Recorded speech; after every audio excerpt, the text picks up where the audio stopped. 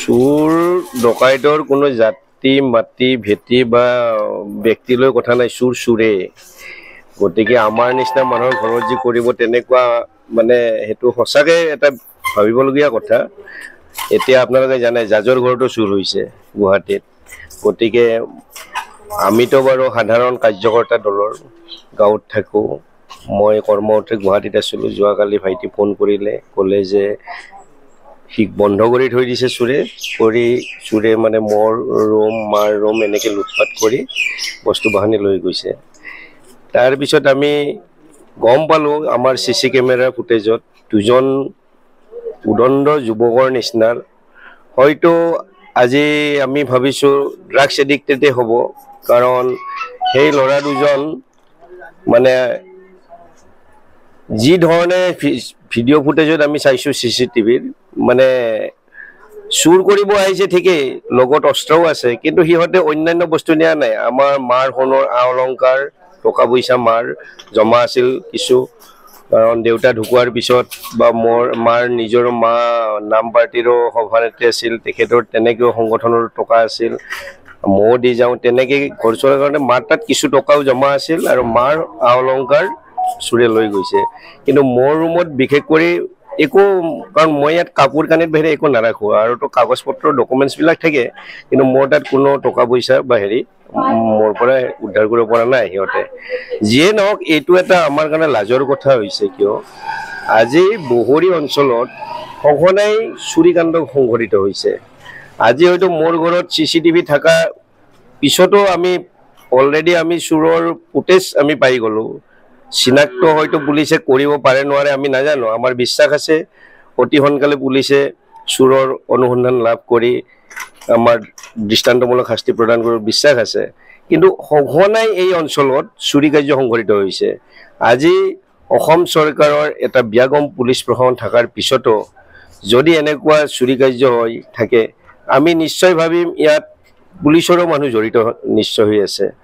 আৰু আমিতো সন্দেহ, আমাৰ তাৰাবাৰী থানাত দুই এজন আমাৰ পুলিচৰ প্ৰতি আমাৰ সন্দেহ আছে, কাৰণ এই অঞ্চলত ড্ৰাগছৰ ব্যৱসায়ীৰ লগত পুলিচৰ সম্পৰ্ক থকাটো আমাৰ দৃষ্টিগোচৰ হৈছে। আমি ইতিমধ্যে ওপৰৰ মহলত জনাইছোঁ, কাৰণ 2-3জন তাৰাবাৰী থানাৰ পুলিচ এই ক্ষেত্ৰত আমাৰ সন্দেহত পৰিছে। আৰু মই ভাবোঁ তেখেতসকলৰ ছত্ৰছায়াতে আজি এই অঞ্চলত এই ড্ৰাগছ এডিক্টেড বা চুৰি কাৰ্যবিলাক সংঘটিত হৈ পলাত সুবিধা হৈ আছে। কাৰণ আমি থানাৰ আধা কিলোমিটাৰ ওচৰত মোৰ ঘৰ, ইয়াত পেট্ৰলিং চলি থাকিব লাগে, কিন্তু এইখিনি সময়ত চুৰে টহলিং দি 2-3 ঘণ্টা ধৰি আমি CC ফুটেজত পাইছোঁ 12টাৰ আগত মোৰ ঘৰত সোমাইছে আৰু 1:30 মানত ওলাইছে। গতিকে তাৰ পিছতে যদি পুলিচ আমাৰ এই অঞ্চলতে নাহে, শুই থাকে, মই ৰাতি ফোন কৰিছোঁ আমাৰ তাৰাবাৰী থানাত, কোনেও সঁহাৰি জনোৱা নাই। 2-3জন পুলিচ ফোন কৰাৰ পিছতো, তাৰপিছত মই DSP ডাঙৰীয়াক ফোন কৰিছোঁ ৰাতি, তেখেতৰ ফোন পাই তাৰাবাৰী থানাৰ পুলিচ মোৰ ঘৰত আহিছে ৰাতি 3-3:30 বজাত। গতিকে মোৰ নিচিনা মানে ফোনতো আমি নাপাওঁ, টোপনি আহি থাকে। গতিকে বৰপেটাৰ পৰা DSPক ক'ব লগা হৈছে যে মোৰ ঘৰত চুৰি হৈছে। মই গুৱাহাটীৰ পৰা যেতিয়া গম পালোঁ, ভাইটিক অলৰেডি বাহিৰেদি লক কৰি থৈছে। গতিকে এই বহৰীৰ তাৰাবাৰী থানাত আমি সন্দেহৰ আৱদ্ধত থাকিব লগা হৈছে, কিয় ফোন নধৰে? তাৰ মানে কি পুলিচে কি কাম কৰি আছে? ৰাইজক সুৰক্ষা দি আছে নে আমাক শান্তিত শুব দি আছে?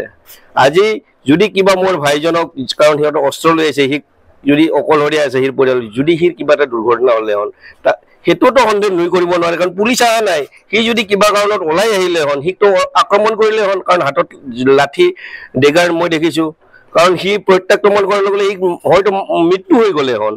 গতিকে আল্টিমেটলি সেই দুৰ্ঘটনাটো নহ'ল, আমাৰ সেইটো এটা সৌভাগ্যৰ কথা। কিন্তু পুলিচ প্ৰশাসন ইমান ওচৰত থকাৰ পিছত আমি লাজ পাইছোঁ। আৰু মই আশা কৰোঁ, আমি ভিডিঅ' ফুটেজ দিছোঁ, আমি এতিয়া FIR দিয়া হৈছে, পুলিচে অতি সোনকালে নিশ্চয় অপৰাধী কৰায়ত্ব কৰি চুৰক কৰায়ত্ব কৰি যিবিলাক আমাৰ ধৰক সোণ ৰূপ বা টকা পইচা আমাৰ মানে লৈ গৈছে, হয়তো উদ্ধাৰ কৰি আমাৰ পৰিয়ালক সকাহ দিব বুলি মই বিশ্বাস কৰোঁ। আৰু এই অঞ্চলত চোৰ উপদ্ৰৱ যেন কমায়, তাৰ কাৰণে পুলিচ প্ৰশাসনক মই অনুৰোধ জনাইছোঁ। আনুমানিক কিমান মানে মাৰ হয়তো 50,000-60,000 মান টকা আছিল, কাৰণ তেখেতৰ ছ'চাইটিৰ টকা আছিল।